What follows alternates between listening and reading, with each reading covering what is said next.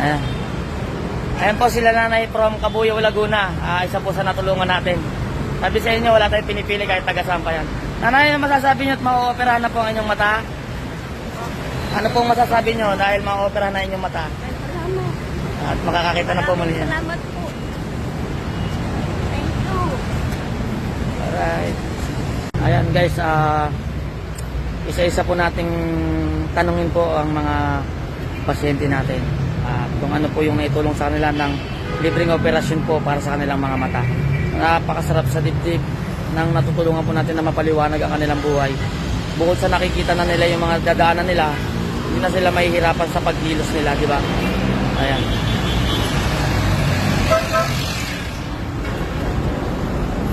Ate Christine, ayan. Ano masasabi mo at na-opera na ang iyong mata? Ayan. Di ba? Kala nyo nag-donate siya ng mata, hindi. Tinopera po yung kanyang kaliwang mata. Di ba? Kanyang Thank you.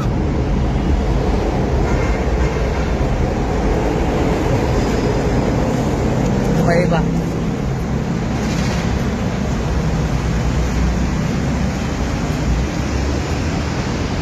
Ay sila mga nagpapahinga na. Tatay Chick Boy. Shoutout naman dyan. Shoutout saan?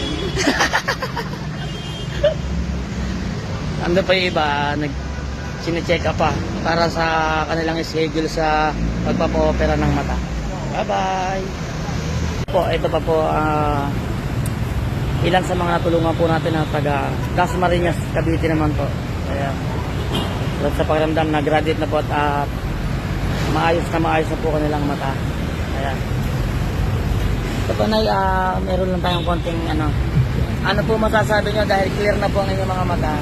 Maganda ang tingin na maayos na maayos. Siyempre, Salamat ni Lord. salamat po sa mga instrumento. Nag-guide sa amin. Okay na okay. Taga saan po kayo, nanay, tatay? Palapala, Dasmariñas. Diba, sabi ko sa inyo, ang tinutulungan po natin ay hindi lang kababayan natin, kundi mga taga parating bayan. Kasi sabi ko sa inyo, ang tulong po natin ay hindi lang para sa mga presidente, kundi kung saan pong sulok ng mundo. Basta kaya po natin,